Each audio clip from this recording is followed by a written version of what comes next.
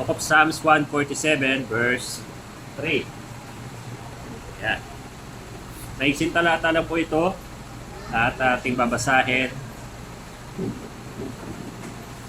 Sabay-sabay po nating basahin dahil maiksi lang naman siya. Okay?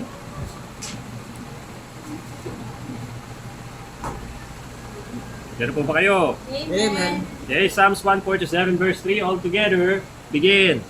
He left the broken in heart and binded up their wounds. So tayo po ay manalangin saglit.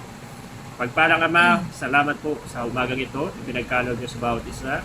May bagong buhay, kalakasan, maraming pinagdaanan. Ngunit ito, Panginoon, patayo sa pamamagitan ng iyong biyaya. Kaya salamat o Diyos sa inyong mga naging probisyon sa mga nagdaang araw, sa mga naging pag-iingat po sa amin. At ngayon po ay biyayaan niyo uli kami ng panibagong lakas at kaalaman sa inyong salita na amin pong mapapakinggan o Diyos. Gamitin niyo pong hamon para sa bawat isa sa amin at encouragement lalo na po sa mga may mga kabigatan. Ikaw, Panginoon, ang mag-challenge po sa bawat isa. Maging daan po ito para mag-init ang aming pananampalataya at lalo po kaming maingganyo, Panginoon, na magpatuloy sa gawain. Pahayag po ito na may pagmamahal. Huwag pong hayaan o Diyos na ang Diablo ay gumambala at mangagaw ng pagkakataong ito, kundi kami po lahat ay sunggaban ang tsansa na matutong muli sa inyong salita. Ito po ay aming dalangin sa pangalan ng Panginoong Jesus. Amen. Amen. So makakaupo na. I understand na parang nasisilaw kayo pag nakatingin kayo sa akin. Ano? Sobrang liwanag kasi rito. Medyo maitim ang mukha ko dyan. Anyway, kung kayo po ay masugid na taga-subaybay na mga gawain dito sa church, Wednesday pa lang, in-announce ko na po na ito po yung aking ipipreach. Ano? Pag-usapan po natin yung mga heartbroken. Teka ha, hindi yung heartbroken about a boy and a girl. Kasi marami naman po tayong mga heartbreaks eh. Marami naman pong mga nananakit, nakasakit at nakaranasang nagpasakit sa mga puso natin, di ba? Ang tanong, sinong heartbroken ngayon? Wala namang gusto magtaas, nakanahihiya, nag-aalangan, o baka tatatakot umamin. But this morning, let the Word of God tell you that God, He healed the broken in heart and binded up their wounds. The very verse tells us that those broken-hearted are wounded. At yung mga sugat sa puso na yan, yan po yung hindi nadadaan sa betadine. Sabi nga suntukin, sampalin mo na lang ako. Huwag mo lang akong pagsalitaan ng kung ano-ano. Why? Because when we heard something that hurts us, ang tagal mawala nun. Ang tagal gumaling nun. Hindi yun basta dadaan sa salita ko, sorry.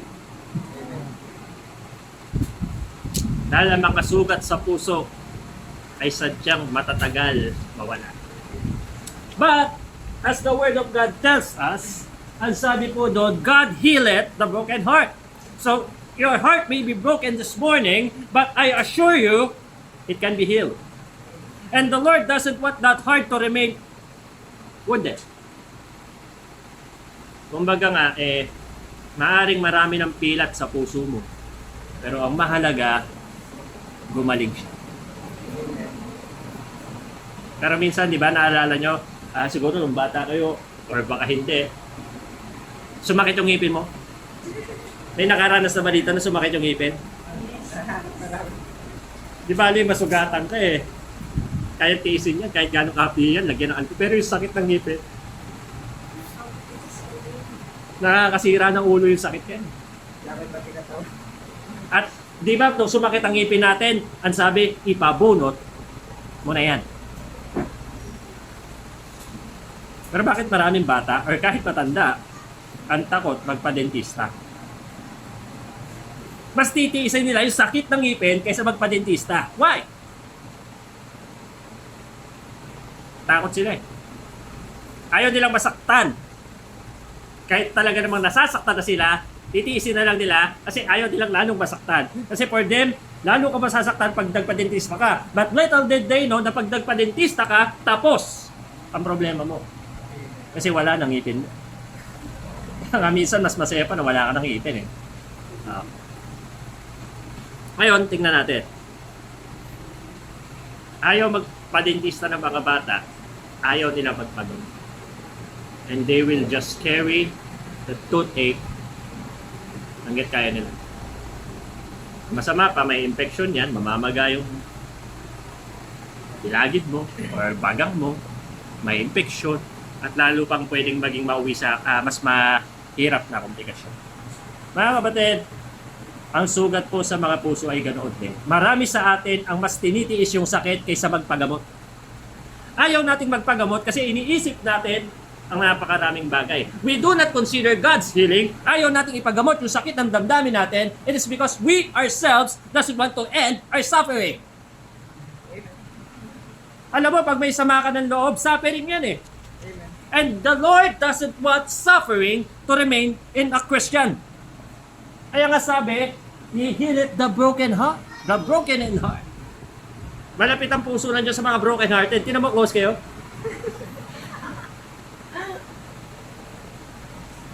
Ngayon, ngayong bagay ito, pansinin nyo ha. All of us have some heartbreaking experiences. Maybe from their past or ATM, meron kang tinatawag na heartbreaking experience na hanggang ngayon dinadanas mo. Maaring nangungulila ka, maaring nanghihinayang ka, maaring nagagalit ka, maaring nagseselos ka, maaring nabasted ka. O, diba? But, kita nyo ha, a heart does a lot because the heart is the central of everything we do. Natotoo naman. O, diba? Ang mga lalaki, walang pakialam yan eh. Basta nagbi-video game na yan, ayos na ang buhay yan. Gagawin na niya ng gusto niya. Pero tinan nyo, pag na-inlove yan, babago yan, bumabait yan. Lahat ng matatamis na salita, nasasabi niyan. Pero pag yan, asawa na. Asahan mo. Pag yan, asawa na. Tignan mo nga ako pa pero makautos na. Pero kung manliligaw yan, gagawin niya ba yun? Oo. Saka yung nakakita na nililigaw pala. Dumadalaw ako siya. Tignan mo akong kape doon. Kung ikaw yung babae, anong gagawin mo sa manliligaw na gano'n? Baka kahit anong pogi mo, sipahin kita, utusan mo ako. Nanliligaw ka pala. Pero pag yan, asawa na. Pag yan, talagang nakuha ka na, may anak na kayo. Kung utusan ka na niya. Bakit? Kasi gano'n naman po talaga. Okay? Nagbabago tayo, depende sa pakiramdam ng ating puso. Dahil ang puso ang sentro ng ating pagkatao. Bakit ko nasabi ito? Kasi pag ang puso, in love, maniwala ka, lahat ng imposible, gagawin yan eh. Biruin mo, ang lalaki, pag may gusto, manliligaw, manunundo yan, kahit walang sasakyan, kahit malayo, walang pakialam yan, manunundo yan. Amen. Magchat-chat yung nanay niya, Nak, daan mo ko dito sa palengke saglit. Ay ma, marami ako ginagawa. Oh. Hindi yan naiisip ng lalaking nanliligaw pala. Isa pa, pag naliligaw pala, handa rin gumastos yan. Walang pakialam sa pera yan. Ha? Naliligaw yan. Siyempre, di ba pwede naman diligaw ka, pipitsugin yung dala mo. Eh lalo na kung yung nililigawan mo ay babae high-end. Diba? O sa bahay nila, kunyari, Altachera. Ikaw, ang bahay mo, Pulido. Manliligaw ka ng taga-Altachera. Pagdadala ka, Pandikoko. Eh dami nakapila. Yung mga nasa unan mo, isang isa ang dala, Dunkin Donut. Yung isa ang dala, Sark's Burger. Yung isa ang dala, Domino's Pizza. Tapos ikaw, Pandikoko. Sabi mo na lang, pwede ba naman papogian na lang labanan? Oh. Hindi, papogian na lang labanan. Sabi, hindi, papogian na lang labanan. Wala, talo tayo sa tinapay eh. Pero syempre, pag pogi ka, kaya lang alam nyo sa panahon ngayon, ang babae naman, hindi na sa pogi lang natingin mo. Sa attitude ba? Ha? Eto ha, eto katotohanan ito. Bakit yung mga artista, kapapakit yung mga asawa nila? Pero ba't yun ang ginugusto nila? Hindi naman tumingin sa mukha, napaka-importante. For example, pasensya na ha, si Asunta De Rossi, ang asawa si Ledesma, yung politician na maliit, maputi lang pero hindi naman pogi. Ba't yun napili niya? Pogi? Hindi, pastor, grabe ka naman, judgmental ka naman, baka naman talaga mabait lang yung tao. Pwede. Pero marami po ngayong girls, not totally yung mga Christian girls. Ang mas nakikita nilang puntos, ang lalaking maganon. At ang lalaking maganon, kahit na yung mukha niyan, sablay ang itsura. Dahil maganon yan, di baling gumastos ng maraming ganon yan. Basta makuha lang si maganda. Ngayon, saan ako pumupunta? Ang puso ang sentro ng buong pagkatao natin. Pag yan ang nakaramdam, susundin talaga natin. Sabi nung tula, o pag-ibig. Ano?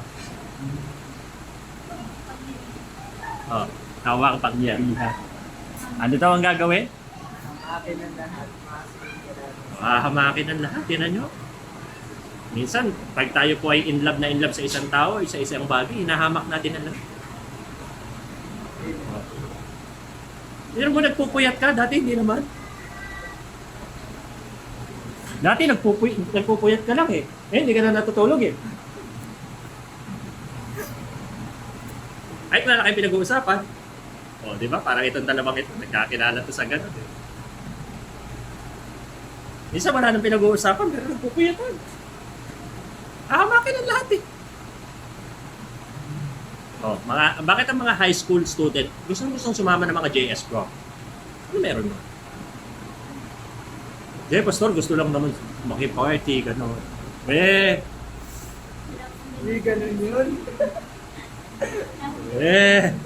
ganun yun. Ikaw na nag-JS Pro, na nakaranas ng JS Pro, hindi mo tinarget yung crush mo. Huwag tayo maglokohan dito. Ganun kasi. Okay. So much for that. Pero bakit po ba tayo nagkakaroon ng mga heartbreaks? Una, kasi meron tayong mga tinatawag na failed expectations. Kasi may in-expect ka eh. Di nangyari. Kaya nga ayaw sa mga paasa. Kaya lang minsan, kahit hindi ka naman pinapaasa, ikaw yung kusang umaasa eh. And believe me or not, there are people, and I think wala talaga, na kahit konti hindi umasa. Hindi, wala naman akong inaasahan sa'yo. Ikaw ba yun? And sometimes, the greater the expectation, the greater the pain. Amen. Yung mas mataas yung inasahan mo dun sa tao, pero binigo ka niya, ayun. Heartbroken ka tuloy. Amen. Mga kapatid, let us manage our expectations. Because most of the time, our expectations leads to destructions. You should manage your expectation, lalo pagdating sa tao. And at the same time, manage your own expectations sa sarili mo rin. Kasi minsan, ang taas na ina-expect mo sa sarili mo eh. Pero minsan, pag hindi mo na-meet yung expectations mo sa sarili mo, ikaw mismo na-heartbroken ka kasi feeling mo, wala kang kwenta, unworthy ka, na nagkulang ka. But it's not like that. Sa Panginoon nga, ang bait ng Diyos eh. Hindi siya nagbigay ng expectation sa atin. Diba? Bakit? Kasi diba, sabi ng Bible, your labor is not in vain. Amen. Oh. Magtrabaho kayo, edi okay. May reward kayo. Pero kung wala, wala. Kasi wala namang inaasahan ng Diyos sa atin. Pero meron siyang isang nais. Ano yun? Thou shall love thy Lord thy God with all thy heart, with all thy soul, and with all thy strength. Bakit yun ang gusto ng Panginoon? Bakit yun ang inaasahan niyo sa atin? Yung love. Kasi alam ng Diyos na yung kabuuan natin ay nakasentro sa ating puso. Diba? Sabi niya, kung pinipiling hari si David, bakit si David ang pipiling hari? Maliit yan. Bata yan. Pero sabi ng Panginoon, diba? God, look at the heart. So please manage your expectations because failed expectations breaks our hearts. Amen. Huwag mo akong asahan, pastor ako eh. Pastor ako, oo. Pero tao lang din ako. Hindi po ako magaling, ang Diyos lang yun. Hindi po ako yung dakila, ang Diyos lang yun. Dito sa church, di ba? Matagal ko na sinasabi ito. Ayaw na ng Diyos sa akin, dahil may kasalanan ako, tatanggalin niya ako. At wala akong magagawa. Noong pa, sinasabi ko na yan. Pero wag naman sana humantong sa ganon. Kaya pinagpe-pray niyo dapat ang pastor niyo. Amen. Lord, dalahin ko po na si pastor. Sarado po ang mata sa mga tukso. Kaso sarado nga mata, ginagano naman, mahirap yan. Malawa, bakit tayo nagkakaroon ng heartbreaks? Because of foolish decisions. Foolish decisions. And a lot of us has those. Sa buhay mo ba, masasabi mo ba na wala ka kahit kailang foolish decision? Kasi sino rito yung mga tulad kong top notcher sa foolish decisions? Amen. Oh. We have so many foolish decisions, but why is it the life we have are still here in God's ministry? It is because of God's amazing grace. Amen. Kahit marami kang kalokohan. In fact, yung kalokohan mong gawa, marami na eh. Eh, how much pa yung kalokohan na iniisip mo lang? Oh, are you with me? May mga kalokohan din tayong iniisip pa lang natin. At yung mga kalokohan na iniisip pa lang, ay hindi naman ibig sabihin, hindi na counted. Di ba? Mas marami nga tayong kalokohan sa isip eh. Kaysa sa ginawa eh. Ito naman yung buhok kong ano eh.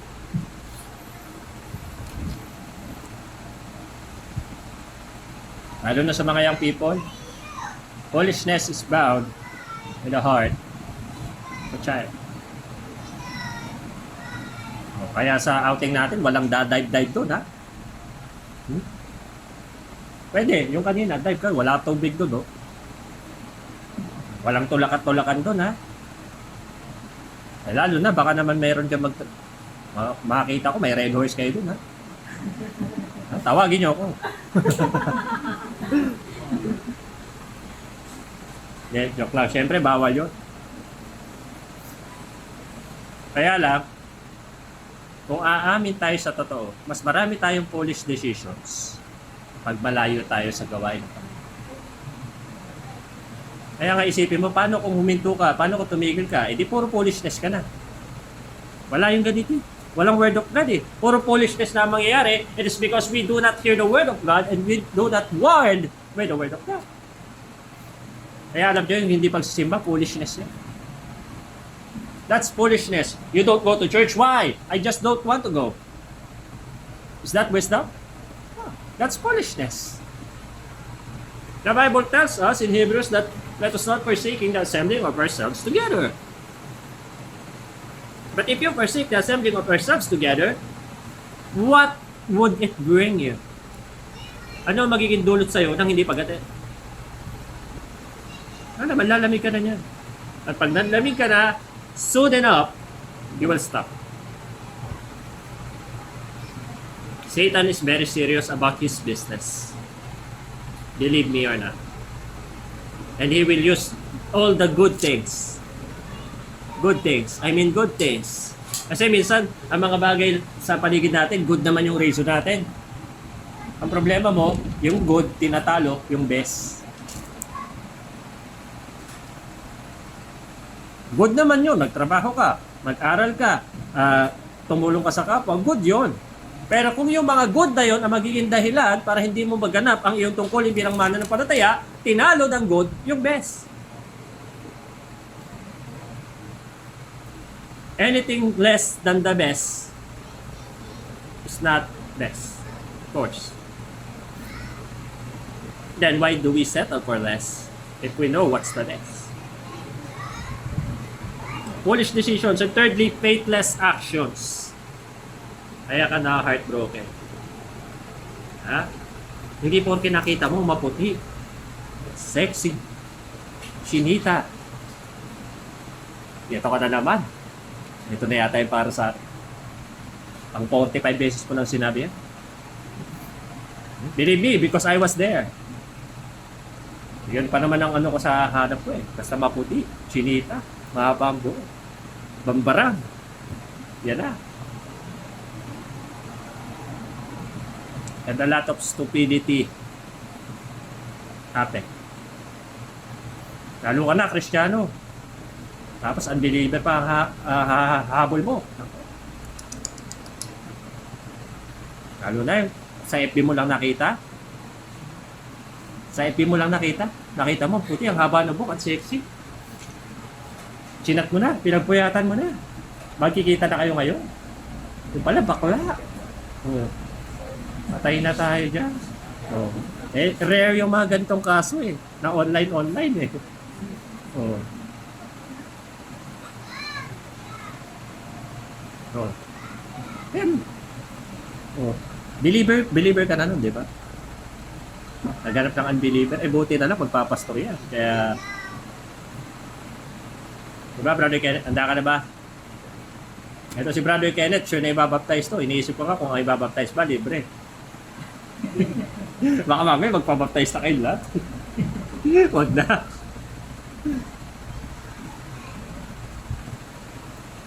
Ayang people, wag po kayong sumugad.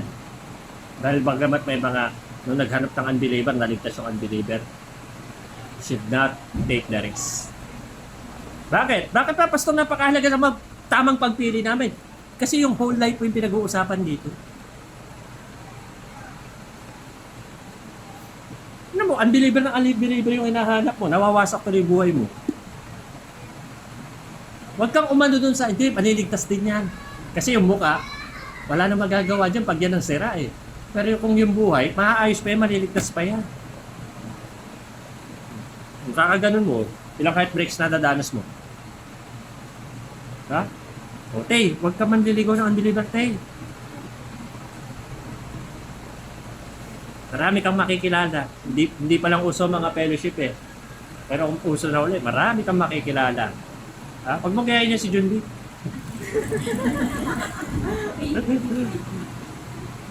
Etong tatlong ka pag nagpastor ko. Solid. Kaya lang, sa mga edad yung yan, wag muna kayo lumabay. Yung iba, wala na lang ako magawa eh, kasi sila na yun pa, magagawa ko to. Hindi ko naman pwedeng pigilan yun. Ito talaga, naiinis ako rin.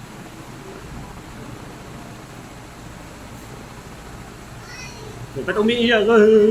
Paano nakipag-boyfriend sa unbeliever? Bobo! Nananahimik kang young people ka. Nakipag-chat ka sa unbeliever kasi bored ka lang. Oh. Diba? Tandaan nyo ito, ang diwa ng pagkikipagrelasyon, boyfriend-girlfriend, ay paghahanda ng pag-aasawa. Amen. Hindi, magbo-boyfriend ako kasi bored ako. Bored ka lang pala eh. Ano pala tingin mo dyan sa tao? Entertainment? Oh, hindi dapat yung clown pala yung pinili mo. Para nalilibang ka talaga. Hindi, kaya naman ako nag-boyfriend kasi dito sa bahay, hindi ako mahal ng pamilya ko. Ito, at least. Again, babalik tayo sa una, manage your expectations. Kaya nga malinaw, sinasabi sa atin eh, looking unto Jesus, author and finisher of our faith. Bakit sasabihin ng Bible yung kung pwede tumingin sa tao? Hindi kasi may iwasan, natitingin sa tao eh. Wait, tumingala ka. At tignan mo, di ba ang sabi ng Bible? Set your affection on things above. Not on things on the earth. Kaya ka puro heartbreak kasi puro the earth ka. Hindi kasi pasakit yung nangyari. Tama na. Huwag tayo, hindi yun sa parokya ni Edgar ha, yung tama na yung inuman na. Hindi po ganun. Hindi po yun.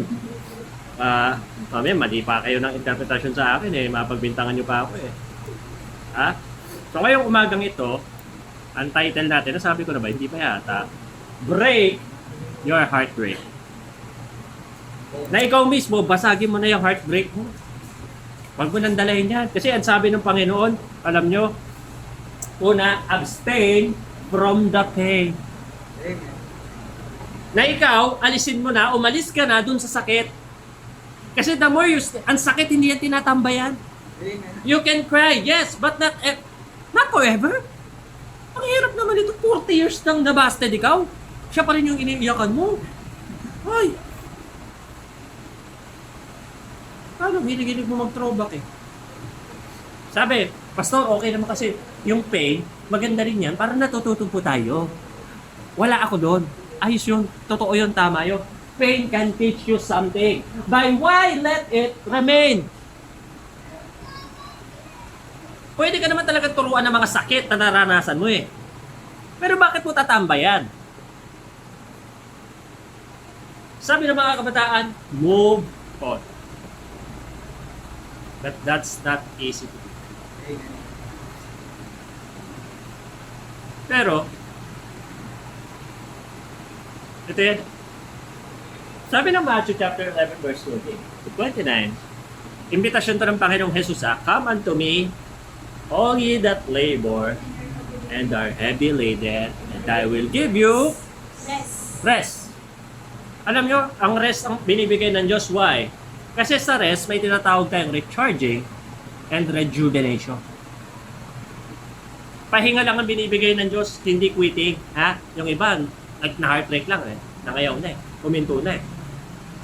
Is that the best thing you can do sa ganyang problema, sa heartbreaks? Hindi. Kasi ang sabi ng Panginoon, lapit kayo sa akin, kayong mga nagpapagal. Labor is deeper than working. Because working is just doing what you need to do. But laboring is doing what you need to do and you love what you do. Kaya nga sa Bible, hindi pwede sa aspeto ng Diyos, hindi pwede na naglilingkod kayo, nagpapatuloy lang kayo. You must see to it na nagpapatuloy ka at mahal mo itong ginagawa mo. Now, my question is this. Do you love the ministry? Hindi na. Parang pag tinanong ko siguro, do you love your jowa? O, Vic, ano? Mahal pa ba ang jowa mo, Vic? Parang wala, oh.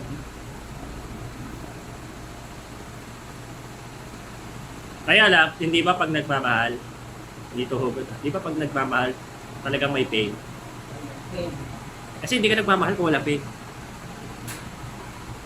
Kasi tayong mga tao, prone tayo sa failure. Maaring may nambigo sa'yo o ikaw mismo nambigo ka. Tama? Imagine the life ng buhay natin kung walang pain. Pero hindi rin naman kalooban ng Diyos na sa pain, doon ka manirahan. Okay? Sabi dyan, come all that labor and are heavy laden, and I will give you rest.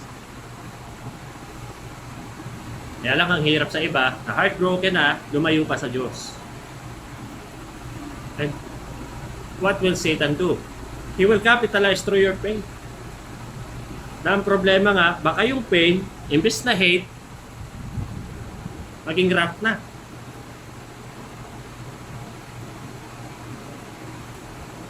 Diba? Kaya nga, may mga, sa mga pelikula na narinig natin, kung di ka magiging akin, walang makikinabang sa'yo. Tapos may gagawin siyang masama. Una, abstain from the pain because it holds us to evil things. Tingnan po, sabi ng Matthew 15:19, from out of the heart proceed evil thoughts, murders, adulteries, fornications, thefts, false witness, blasphemies. Out of the heart. So it started from heart. Alam nyo, mas matinding magagawa ng mga taong heartbroken. Yung mga sobrang na-depressed, nagpakamatay dahil sa pag-ibig, nag-break na sila ng boyfriend niya. Iyak siya ng iyak. Lahat talaga ng mga lalaki pare-pareho. Malay namin sa problema mo. Hindi ka naman namin niya, O ikaw naman, mga lalaki na nabigo sa pag-ibig. Ang mga babae talaga, lahat yan, iisa yan. Imagine, you think of those things. You generalize all the people because of the heartbreak you experience.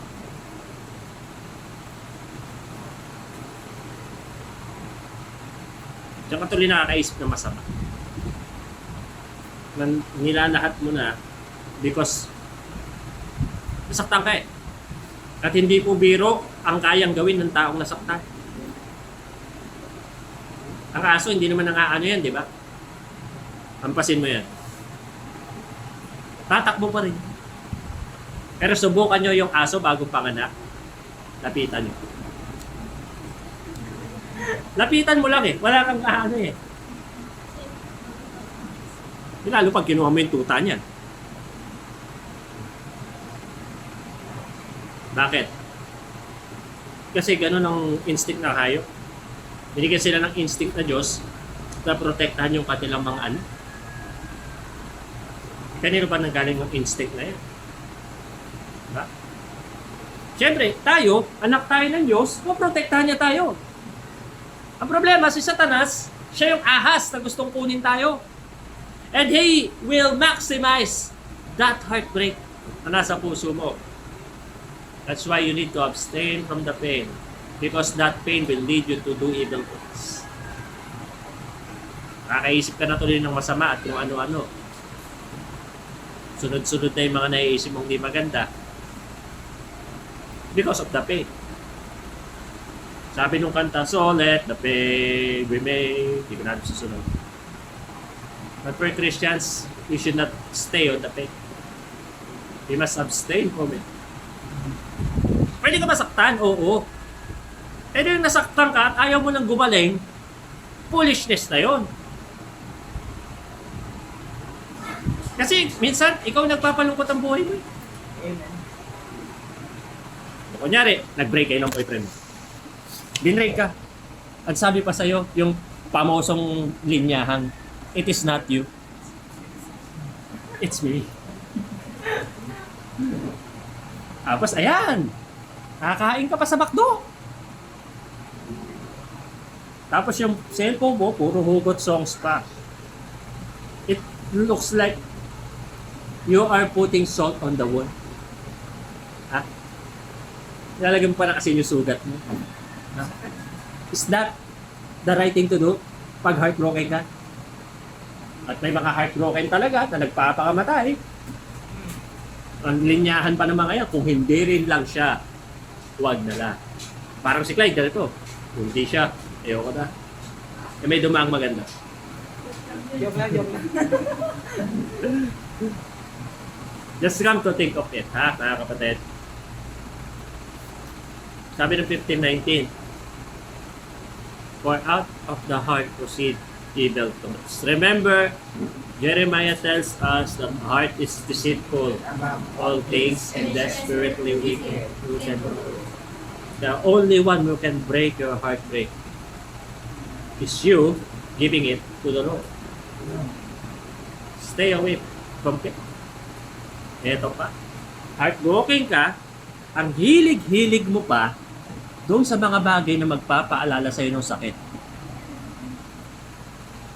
Dito kami kumakain lagi dati. Eh, ba't nagpunta ka dyan?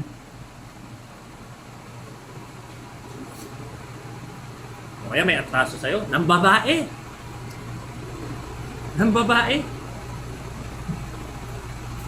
I-stock mo pa yung picture ng babae. I-compare mo pa yung sarili mo. Bakit? Ano ba meron sa akin? Ano pa bang kulang? Diba? Ang problema natin, tayo mismo ang naglalagay ng pain sa pain natin. Dinidiinan mo yung sarili mo sugat, paano gagaling yan? Eh, ditudugo lalo yan. Diba? Simple logic lang naman.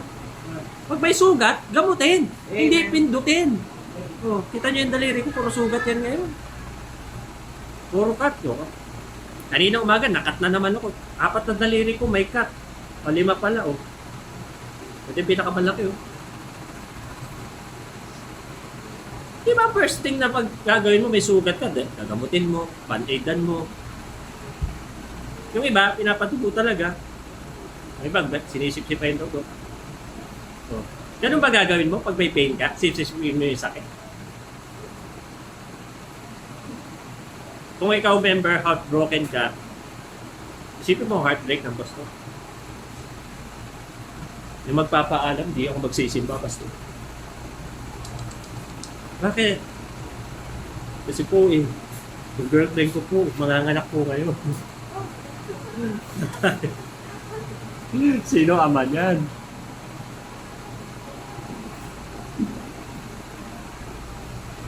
Ito mensahe ko, hindi ito para sa ila, para sa ating lahat. Kasi lahat naman tayo may mga heartbreaks eh. Heartbroken ka sa trabaho. Kasi pag tinitignan mo yung sahod mo, puro kulay orange na lang. Trabaho kay isang linggo, puro kulay orange na pera matatanggap. Ito nakaka-heartbreak yun. Puro OT ka pa nun, ha? Oh. Ano pa? Abstain from the pain because it hinders you to go off. Umalis na po kayo dyan sa sakit. Bakit?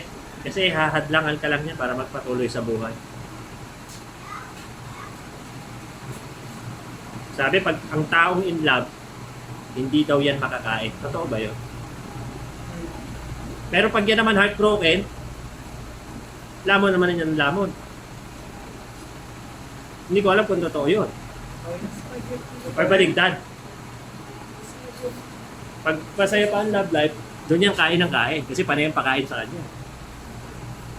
Siyempre, panay ang dala-dala niya. Padala-dala yan, dala-dala yan. Pag break na, doon yan hindi pa kakain. Kasi iyak na iyak. At the first place, mga iha, mga iho. Hindi ba ikaw naman tong pinili yan?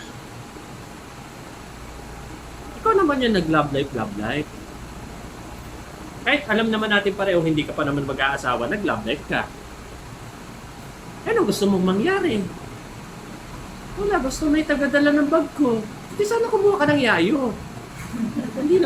Hindi kasi pag yayo, may sweldo pa yun. Pag boyfriend, wala.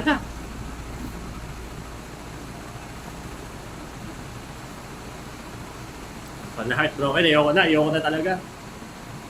Alam nyo, sa church, maraming gano'n. Yung ayaw na magsimba, na-heartbroken kasi. Ayaw na magsimba. Eh, paano yan? Kung lagi heartbroken.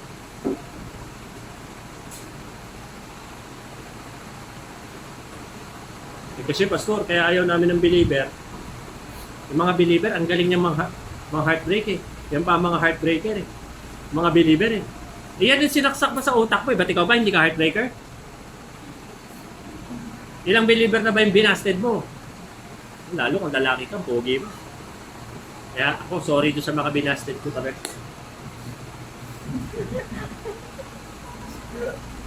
Sorry. Oy, nasa pulpit ako, hindi ako nagsisinungaling ha. Mga binasted po tayo. Hindi dahil sa kapugian yun. Dahil sadyang, siguro sa pagiging pastor na. Ikaw din naman eh.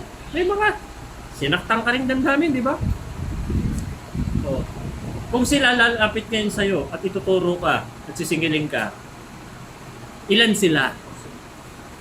Baka sabihin, pila yan, pastor. Ilan yung mga taong sinaktan mo rin naman? Kasi tayo, nakatingin tayo sa pananakit sa atin. Paano yung mga sinaktan mo naman? Remember, ganun po eh. Tayo nasasaktan, pero tayo din naman nakakasakit. But it should not hinder us from going on. Abstain from the pain. Tama na po yung sakit-sakit, lagi sakit-sakit, puro bitterness. Tignan nyo ha. It hurts you further. Lalo ka lang masasaktan. Kahit yung bagay, ilang taon na, andun ka pa rin. Kasi iniwan nila, binigay ko yung lahat. Eh kahit naman umiyak ka, babalik pa sila. Eh kahit ka pumasyal-pasyal yan dito eh, hindi naman nababalik yan. Hanggang dyan na lang yan. Amen? Amen ba ito sa mga kasama ko dito? Amen. Pupunta yan, one time. The rest of the year, wala yan.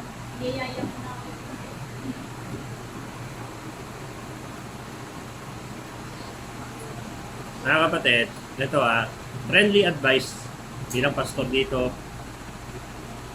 Huwag po tayong magtampuhan sa isa't isa. Dahil lahat naman talaga tayo, may mga kasablayan sa buhay na. Kaya nga hindi tayo pwedeng maghusgahan eh. Nandiyan po ba kayo? Hindi tayo pwedeng maghusgahan eh. Only judge. The rightful judge is God. Pero pwede tayong magtulungan na hindi tayo madapa. O, payuhan mo ganito, o. Nyari, lalapit si Jerome. Ate Alia, pwede bang humingi ng advice? Ano ba ang dapat gawin? Papayuhan mo. O, ano bang problema mo? Wala ko pa bayad sa outing, Ate Alia. Ayun lang ba? Tamang-tama ka na nilapitan. Patay. Oh. Yan na, nakakuha na kayo ng idea. Ay, mamaya magbayad na po kayo kay si Teddy. Tingnan nyo ha, bakit tayo na-hurt further? Dahil sa tinatawag nating bitterness. Alam nyo, hindi sa Diyos ang bitterness, sa Diablo yan. Ha? Yung nag-aalaga ka ng galit dito, baka bulate yan eh. Ngayon, python na eh. Ano mo sabi ng Bible, oh? Let all bitterness, and wrath, and anger, and clamor, and evil speaking be put away from you with all malice. Kaya tama na po. Tama na po yung samaan na loob. Ephesians 4:30 yan, eh. 4:31 para, sorry. 4:31. Let all bitterness now. Bawal daw yung ampalaya dito sa church. Hello? Hindi. Sobrang talaga yung ginawa. Tama na nga. Kahit ganong pasukatin yung ginawa sa'yo, wala nang magbabago sa nangyari. Forgive them as you move forward. Yun lang. Ang ganda ng buhay, oh, sinasayang mo sa bitterness. Ha? Kung ikaw naman, na-busted. Ako kasi marami akong busted din naman.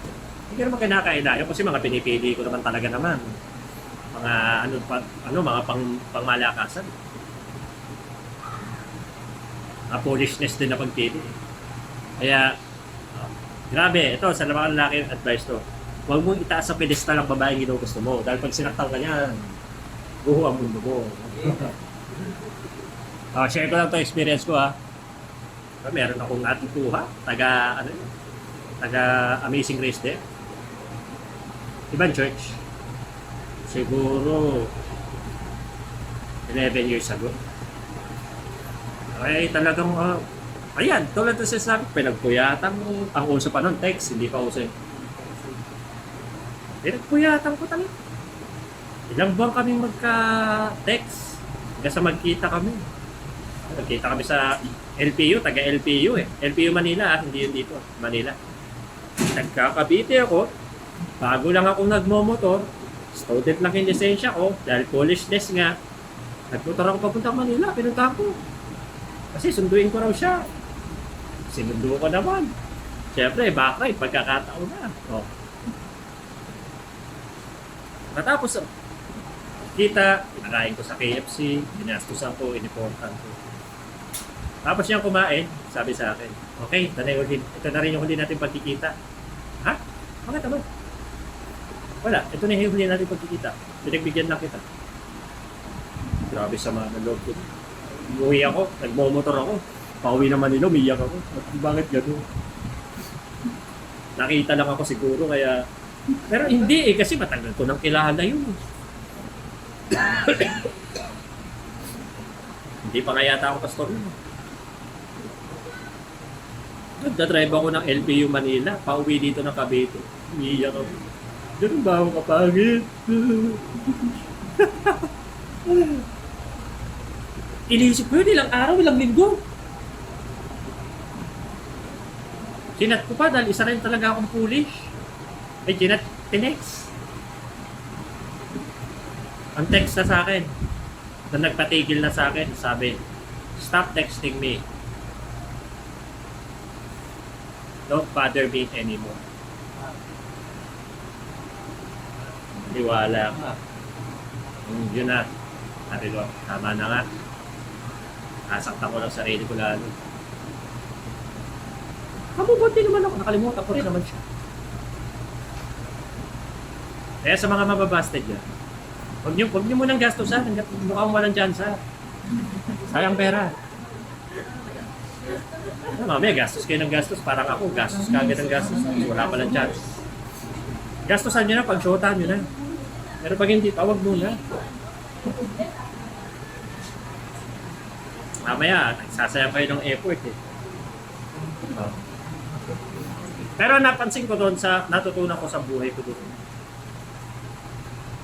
Hanggat hindi mo natututunan na tingnan yung buhay higit sa nangyari sa'yo, hindi ka makaka-move on sa buhay. Ang ganda po ng buhay para sayangin sa bitterness. Kaya nga, ayan sinabi ng verse, let all bitterness, not some bitterness, not half bitterness, let all bitterness. Tama na po yung sama ng loob, yung kapaitan. Ayaw po ng Diyos yan. Ang sarap kaya, no? Nandito ka sa isang church na masaya. Kahit, oy, teka lang Sinain ba natin sa sapat? Paki-check nyo nga Baka mamaya kulang. May bigas naman doon.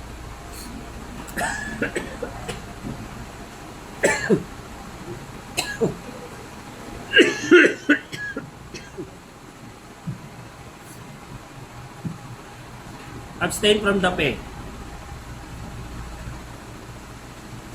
Baka meron ka pang hindi napapatawad na tao sa puso. Hindi, pastor, hindi ganun kadali. Madali yun. Una, ibigay mo sa Panginoon, Lord, sino ba ako para hindi magpatawad? Kung ikaw nga. Nung papatawad ako, Lord, kasi ako gusto ko nang lumaya, gusto ko nang maging masaya. So I'll forgive those people. And then sabi ng Bible that all bitterness, ano ba? And wrath, galit yan, puot yan, anger, galit. Kahit kayo inis Hindi sa Diyos. Yung pagtatampo, naku, hindi sa Diyos yan. Dapat hindi tampo ng tampo. Kayo ba naniniwala ang pagtatampo sa Diyos yan?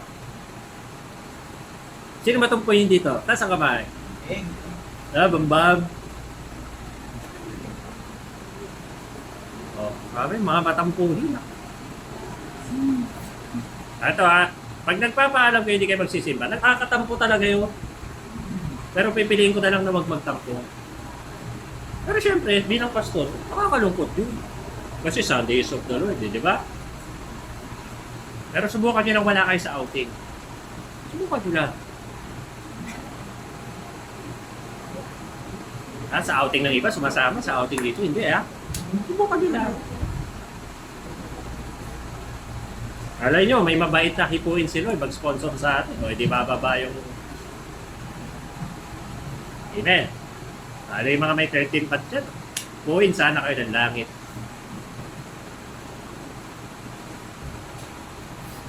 Sabi ng last verse natin sa point number 1, for the just man falleth 7 times and riseth up again. Kung nadadapa tayo sa mga mali nating desisyon sa buhay, ang pinaka sinasabi ng Bible, you fall 7 times, but you rise again. Kung nadapa ka dahil na-heartbroken ka, hindi tumayo ka na.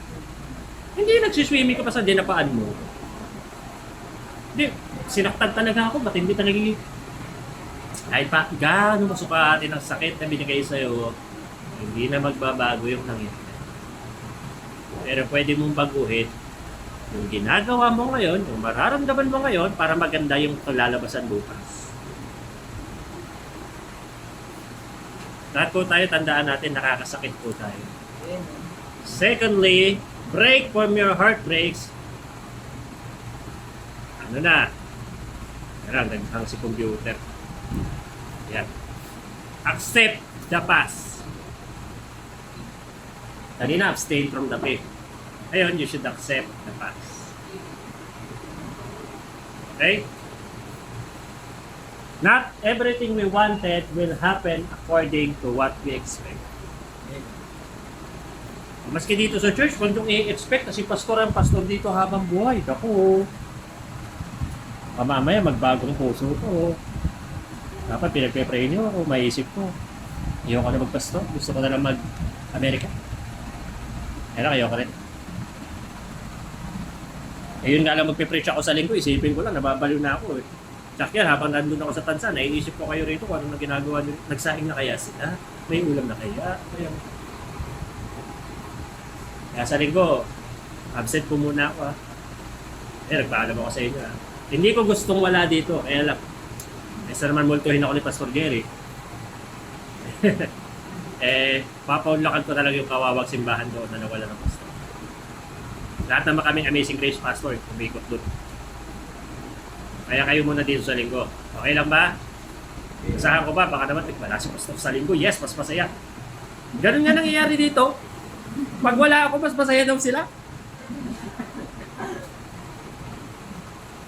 Kailan ba yung huli ako nawala? Taon na rin. Kakamustahin ko. Kamusta na kayo rito? Pastor, ang saya namin.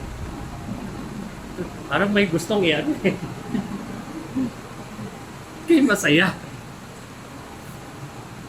Bagay, pastor, no? Alam ka naman sabihin sa akin ng mga miyembro, ano, pastor, gusto mo, wala ka, tapos malungkot kami. Umiiyak kami rito, pastor. Di yung pinto, baka yung pusa. Katakas. But kidding aside, tingnan mo si Pablo, doon sa mga fastings. Ang sabi niya sa Philippians 3:13, Brethren, I count not myself to be apprehended, but this one thing I do. Ano daw yon? Forgetting those things which are behind and reaching forth for the things which are before. I press toward the mark of Christ, the high calling of God in Christ Jesus. Now, pwede kayo magtanong. Bakit pinaawit natin? Hinayaan natin mag-special number sila, umawit sila na parang matagal na sila rito. Because for me, hindi naman dapat madami yung mga walang kinalaman.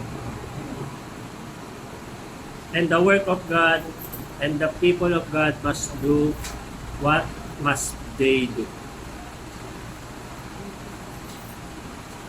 Una, meron po tayong obligasyon sa ating Panginoon. So I let you sing, I let you do the things here. Kapag preach pa ka si Brother Joe. Kasi hindi naman dapat madami ang gawain ng Diyos unang-una. Kaya asahan ko, sa linggo, masaya kayo dito Same as usual Baka naman mamaya, si Pastor, hindi mo lang ako magta-tights ngayon, hindi ako makikita ni Pastor. Hindi naman ako nagbabantay Joe. Madalas ka, naiiwan ko pa yung offering din. Nabuti na lang, dito, alam na nila yan. Alam na nakikialam talaga. Minsan, opo, yung offering dito, naiiwan ko, hindi naman dahil sa mali. Kaya lang, tadyang nakakalimutan ko talaga. Wala namang gumagalaw dyan. But let me tell you, past things will never change by the pain in the heart. Hindi na mababago yung nangyari na kahit ano pang maramdaman. Pero, nakasalalay sa gagawin mo ngayon ang future mo. So, una, accept the past, the people's tendency to fail. Your best friend will fail you. Your boyfriend will fail you always. But how about you? How many times you fail your boyfriend? Or your best friend? You fail your pastor, but sometimes your pastor fails. Kaya nga dapat maging maingat ako. Kasi kawawa naman itong mga ito. Kung magulat sila isang araw, balik pala ako. Hindi double kill na sila doon. Eh dapat magpakatino talaga. Eh buti na lang may maganda na nag-aalaga sa akin. Maganda. Kailangan maganda sasabihin natin, kundi yari na naman pala. Sabi, looking unto Jesus Kasi yung tendency ko at tendency mo na mag-fail, 100%. Taas nga dito ang kamay na masasabi niya, failure ako bilang isang miyembro. Taas nga dito ang kamay, magsasabi, failure ako bilang anak ng Diyos. Taas nga dito ang kamay na failure ako bilang isang lalaki. Ba't pa ka tumataas? Taas nga ang kamay, masasabi dito, failure ako sa trabaho. Yung iba hindi tumataas, gagaling sa trabaho. Nakakaingit naman yung trabaho. Taas nga ang kamay ng failure ako sa mga module.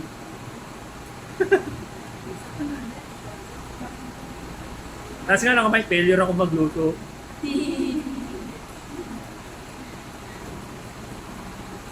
Kita nyo, kahit sa ibang bagay wala kang problema, pero may mga bagay na failure ka.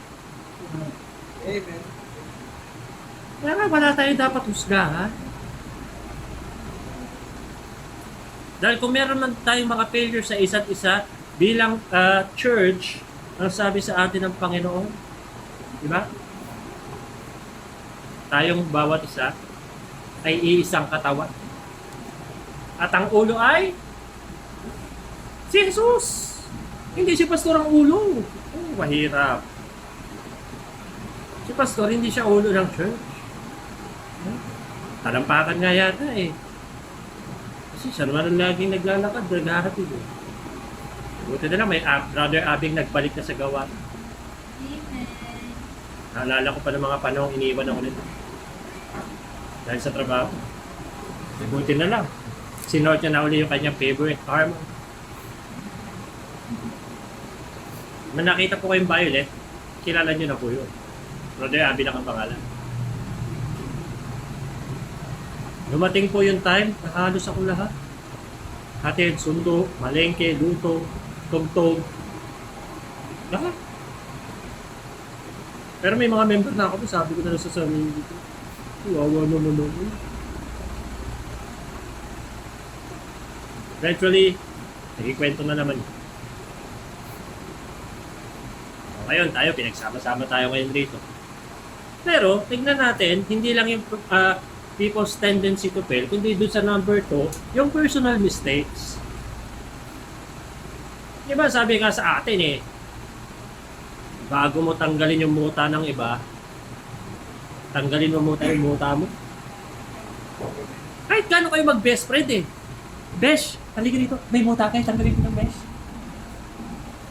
Kahit gano'n kayo mag-best friend, gagawin mo yun. Sa mag-boyfriend, ginagawa yun.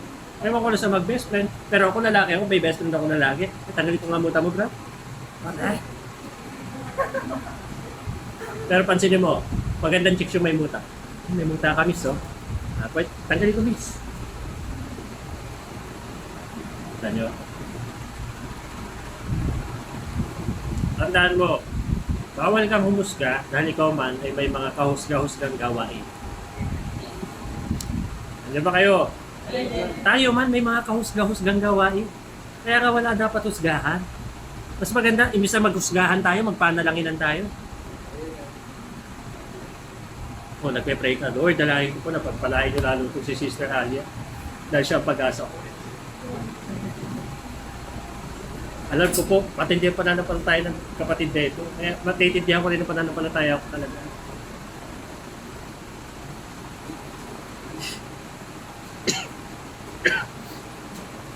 Sabi yun, personal mistakes, the steps of a good man are ordered by the Lord, and He delighted in His way. Though, si Paul shall not utterly cast down, for the Lord upholded him with His hand. Amen. Yung hakbang ng mga mabuting tao ay ginagabayan ng Diyos. Eh kung masama ka, hindi ka dapat pumanatag. Kasi hindi ka na ginagabayan ng Diyos pag gano'n. Alam ng Diyos kung kailan ka papalpak. Pero bagamat marami ng kapalpakan, salamat na lang dahil umiiral pa rin yung biyaya. Ako, marami na akong kapalpakan bilang pastor. Minsan nga, trial and error din lang eh.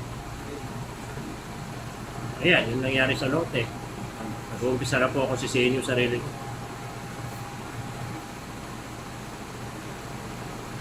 Kasi may mga tao hindi dapat pinagkatiwalaan. Pero, mas naniniwala pa rin ako sa power ng Diyos.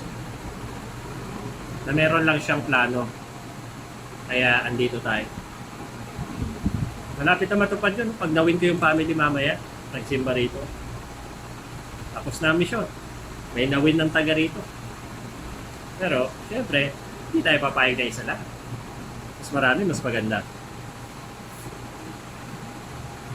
Bukas na umaga, luwas na naman ako ng Muntinlupa para mag-Bible study doon sa mga tao.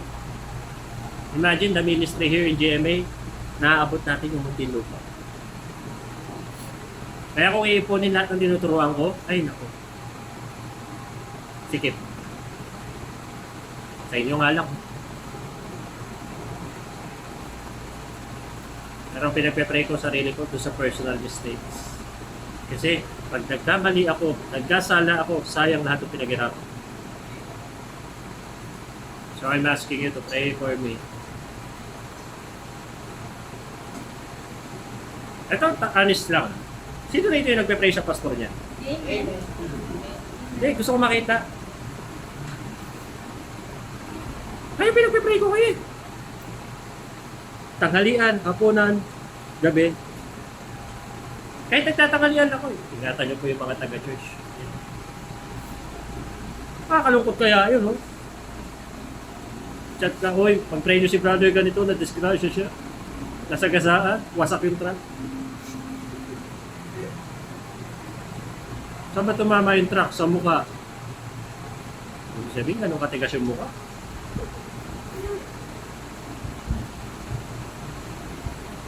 Oh. Tanggapin mo yung mga nakaraan, tanggapin mo na ang mga nakaraan dahil ang nakaraan ay nakaraan, nagdaan. Ang mahirap, yung nakaraan, nagdaan, sumama ka. Dapat dinadaanan ka lang ng problema, hindi ka pinagtatagalan. Matuto ka mag-move on. No? Sabi ng pangatlo, press on and move on.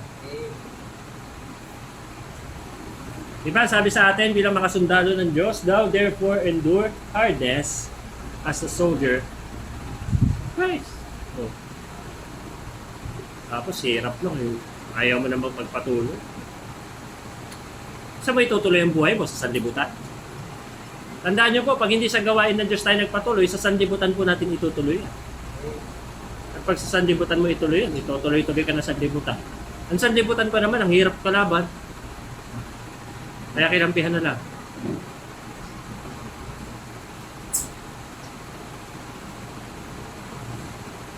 Lalo na doon sa mga taong napapaligiran ng undeliver.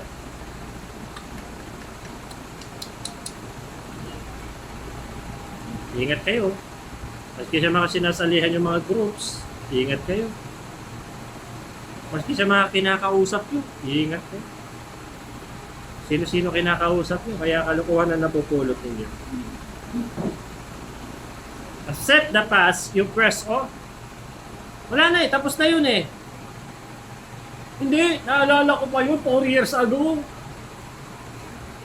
Kahit alalahanin mo siya, alam na. Malay nyo, may second chance po. Kaya lang, mahirap din naman umasa. Diba? Sa life journey mo bilang mananampalataya, ano yung nagpahinto sa'yo dati? At ano yung magpapahinto sa'yo? Ano nagpahinto sa'yo? Lalaki. Tandaan mo, pag yan, pinahinto ka sa gawain ng Diyos, hindi yan sa Diyos. Kasi ang galing sa Diyos, lalong magpapatuloy sa'yo sa gawain ng Diyos.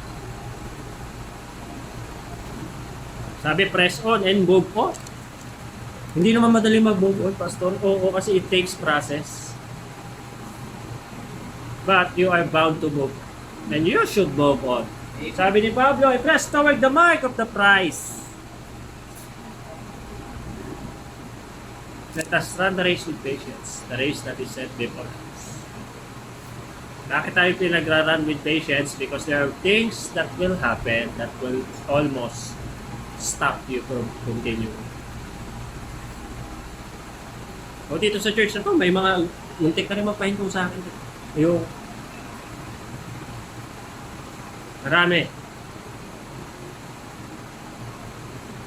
Kaya nga si Pablo, nagigets ko siya nung sinabi niya, but by the grace of God, I am what I am.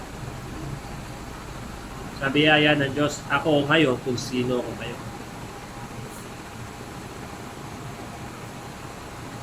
Eh, paano yan? Halimbawa na heartbroken. Nangyari, in love na heartbroken. Papatuloy pa? Papatuloy pa? Amen. Kayo po, na heartbroken kayo, patuloy kayo. Amen. Ano pa apekto kayo? Hindi kasi pastor, hindi naman pwedeng hindi. Oo, nandun na tayo maapektuhan ka, masaktan ka, hindi ka sinabing hindi. Ang sinasabi natin, aba, hindi naman habang buhay, puro sakit ka na lang. Sa basketball, pag naitulak at tumumba ka, ano, hindi ka natatayo?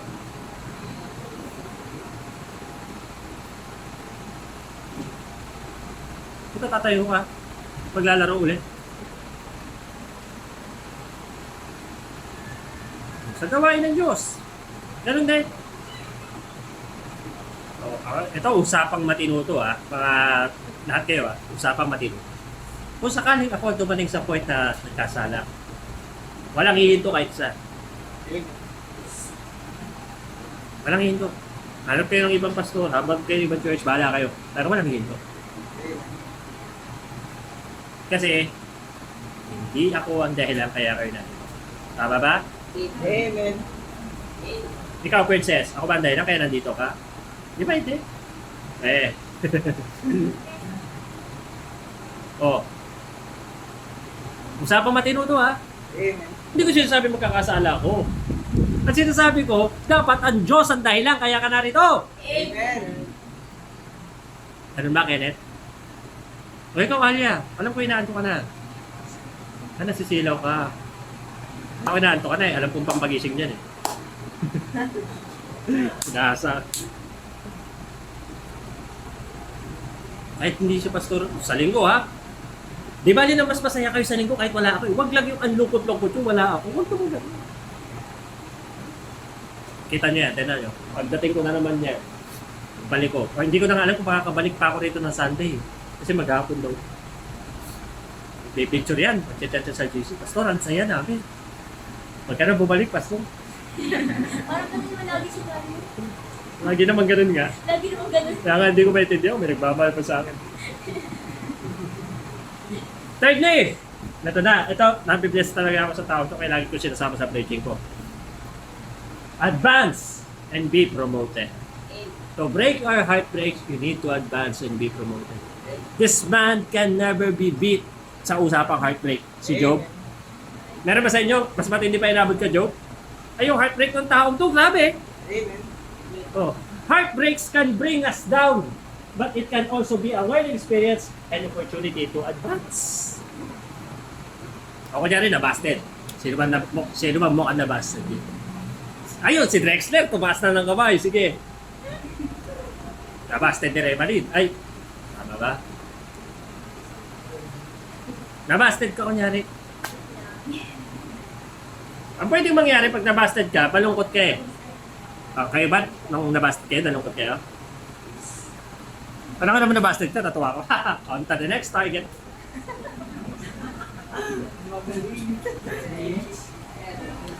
May listahan pa pala siya.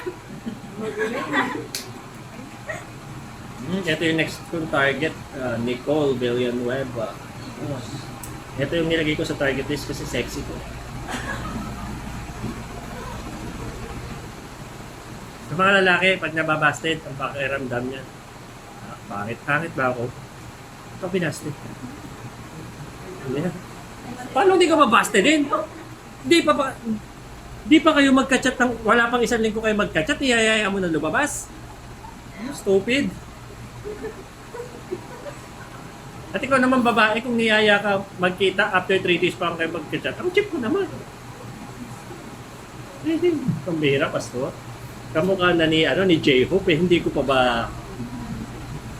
ba naman nagpapakipot pa ba? Ito si Brother Joshua, tanungin natin. Yung mga babae, mga babae. Yung babaeng niyaya mo na lumabas, unang pagkikita, ilang araw inabot bago mo nayaya? 3? Okay talaga. Hindi naman Sister Ana rin yun.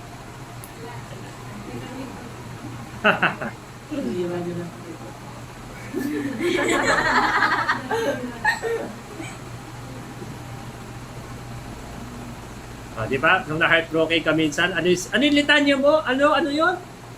Ayoko na talaga. Hindi na.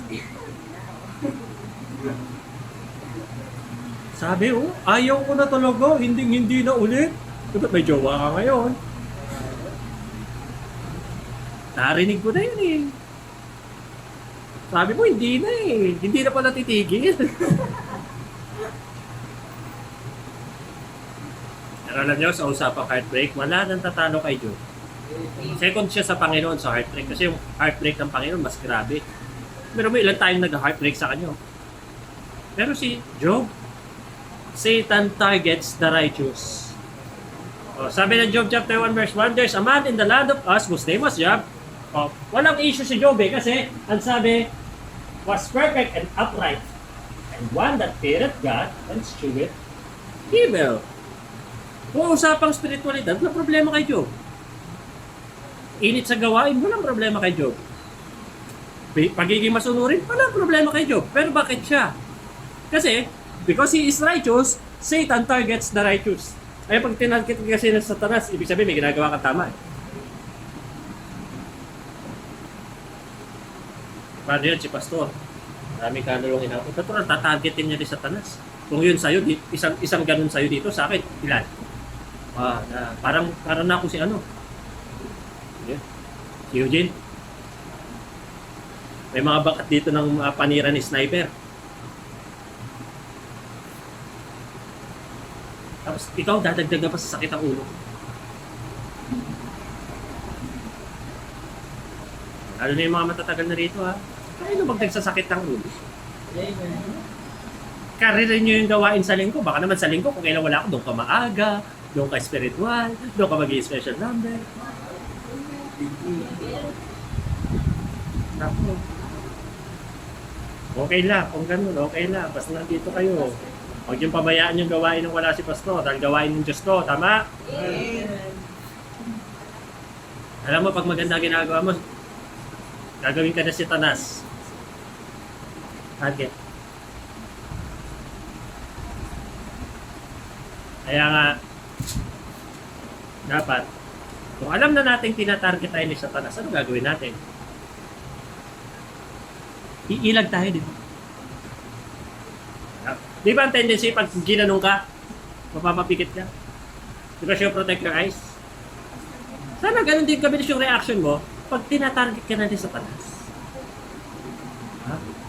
Kunyari si Satanas, target si Amalia Shane, talagang target. Napaka-spiritual ng batan ko, targeting ko to. Pagtarin ko ng project at assignment ko para kawawa naman bata. Buti na lang, spiritual si Brother Kenneth. Oh, Brad. Oh. Hindi nakalagtas si Job. Wala namang problema sa kanya. Wala siyang issue. Hindi siya malamig. Pero tinarget siya ni Satanas. Ayun ang ginawa niya. Situation was used by Job to prove himself. Yung mga problema ni Job, yung heartbreak niya, anong ginawa dyan? And Job arose and draped his mantle and shaved his head. Ano ba nangyari kay Job, Pastor? Para makita ko naman na mas patindi talaga yung inabot siya. Walang naman. Una, lahat ng hayop niya naubos. Pangalawa, habang nagpaparte yung mga anak niya, bumagsak yung bahay sa kanila. Patay lahat. Eh, yung mga tauhan ni Job, isa-isang punta eh.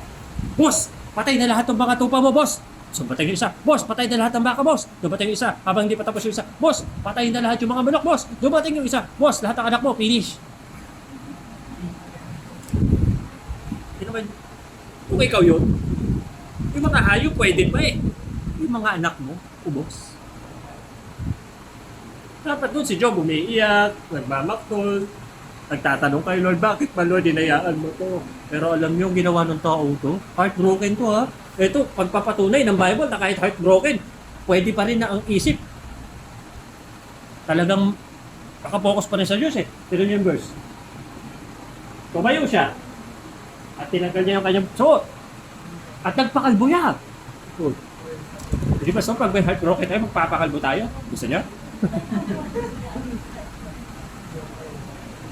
And fell down upon the ground and worship. Saan ka naman nakakita nun? Namatay lahat ang anak, nagtugad with the glory pa? Natalang ikaw, nabastag ka na, ayaw mo na batin. Sipin nyo nga yan. May nangyari lang na hindi maganda, ang tamlay-tamlay mo na. But this man lost all his children at once. At the same day, he lost his possessions. Pero ano sabi? He worshiped and said, naked I out of my mother's womb, and naked shall I return.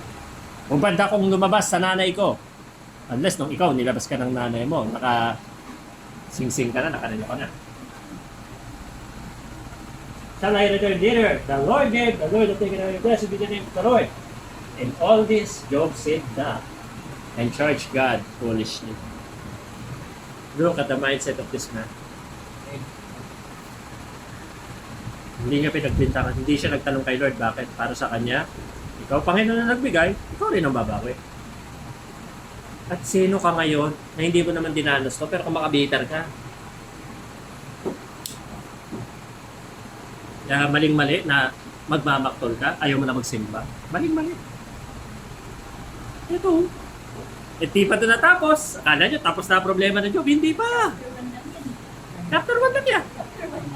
42 chapters yan. Hindi, pastor, kaya naman pala kasi chapter 1 pa lang. Baka naman sa chapter bumigay na yan. Hindi. Si Job, ginamit niyang pagkakataon, yung heartbreaks, para patunayan sa Diyos. Diyos, eto, level up yung faith ko sa'yo. And he was promoted. Ano? Tanong tayo. Agad.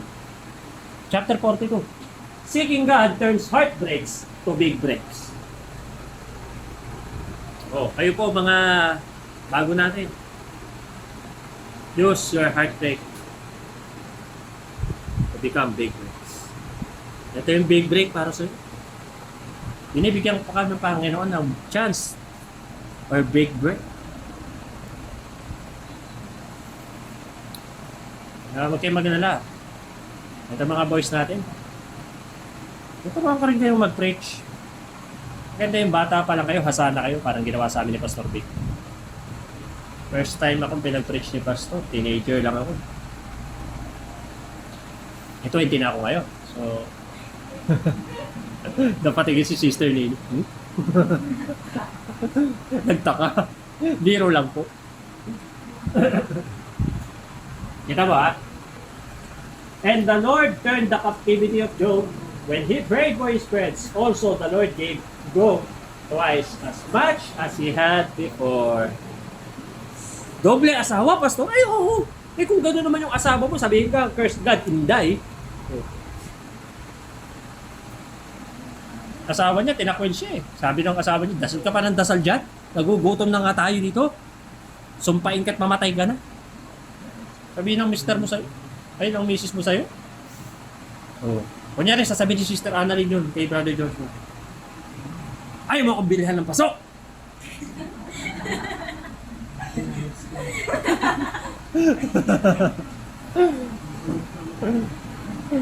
Kita niyo yan, Sipin natin, Doble asawa, Pastor? Oo, kasi mga anak niya, dumami rin muli.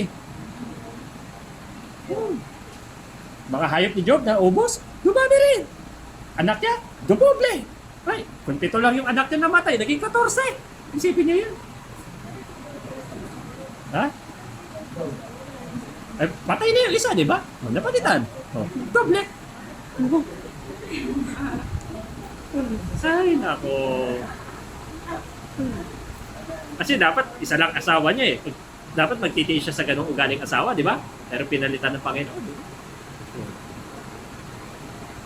Sana all pinapalitan. Naklay, no? Pinapalitan niya na wala. Isipin niyo mga brothers, mga sisters. Isipin niyo ito. Wala pa sa atin sa kalingkingan ang dinaanan ng taong yan. Pero siya, ginamit niya yun para ma-advance yung sarili niya sa harapan ng Panginoon. Bakit hindi mo gamitin itong mga heartbreaks mo para gano'n din ang mangyari sa'yo? You use your heartbreaks to advance and forward in God's sight. And be promoted. Hindi lagi ang mga heartbreaks ay dapat makapagpabagsak sa'yo. Most of them can be used as opportunities to prove the Lord. Lord, tunay ako, kaya kahit ganyan, papakita ko sa'yo. Hindi ko sinasabi na sa church na to, hindi kayo mga heartbreak. Ay, no. Sabihin ko lang, hindi na tuloy ang outing. Broken hearted ako yun. Di ba? Sabihin ko lang, ay, sa lingkod, hindi na ako alis. Baka ba broken hearted din kayo? Oh. But remember, ang heartbreaks po ay hindi sa Diyos.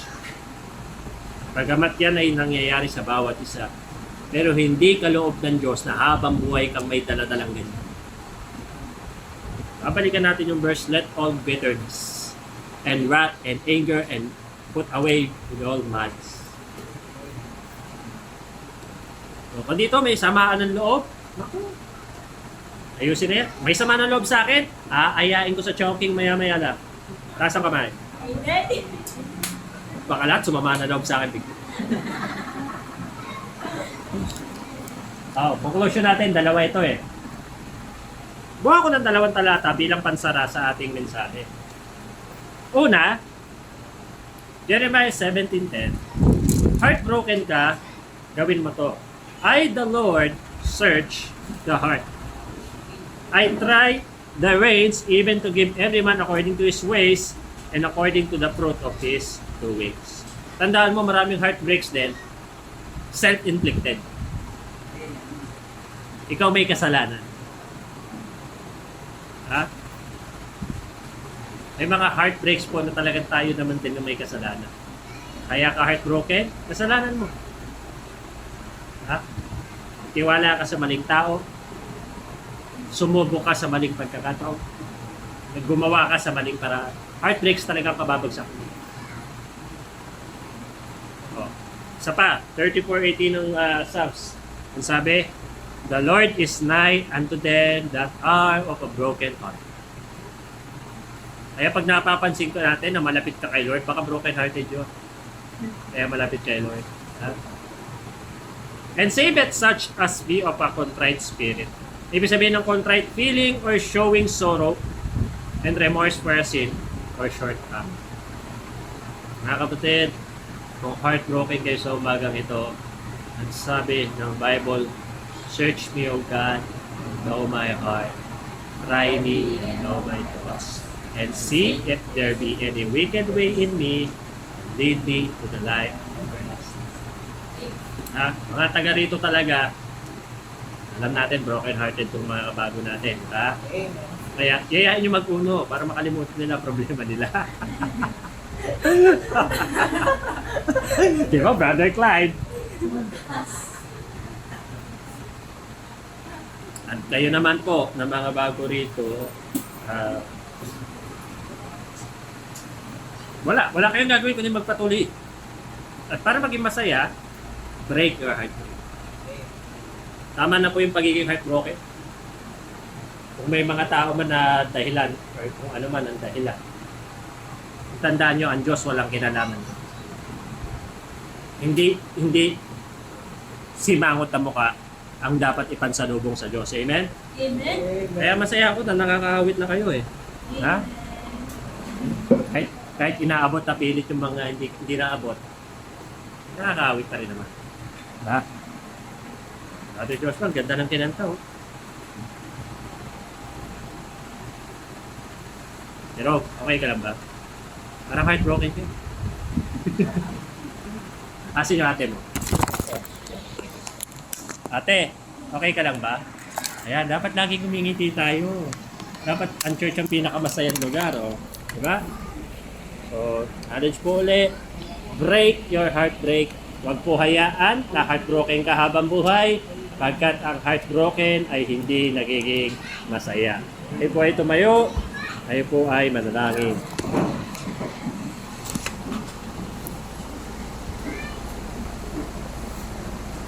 Let's pray. Ilang Diyos, salamat po sa araw na ito. Salamat po, Panginoon.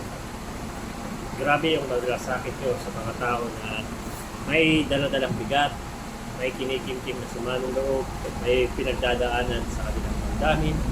Salamat po at meron talagang spesipikong turo para po sa mga nabibigatan.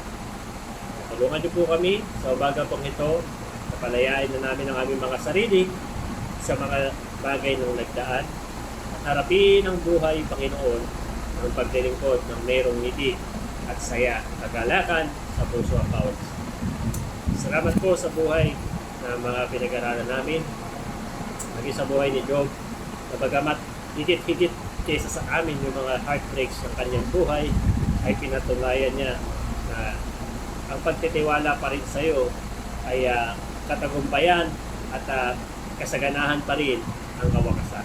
Kaya ikaw, O Diyos, ang patuloy mo magturo sa amin na anumang mga sama ng loob, sakit ng damdamin ay hindi na dapat patagalin pa, kundi ito, Panginoon, ay pakawala na upang kami ay makapagpatuloy sa buhay na masaya at kumpleto, Panginoon, ang kagalakan sa paglilingkod sa iyo. Salamat po sa umagang ito. Lord, ikaw po ang dinadalangin na namin sa kalagayan po ng Pastor Julian.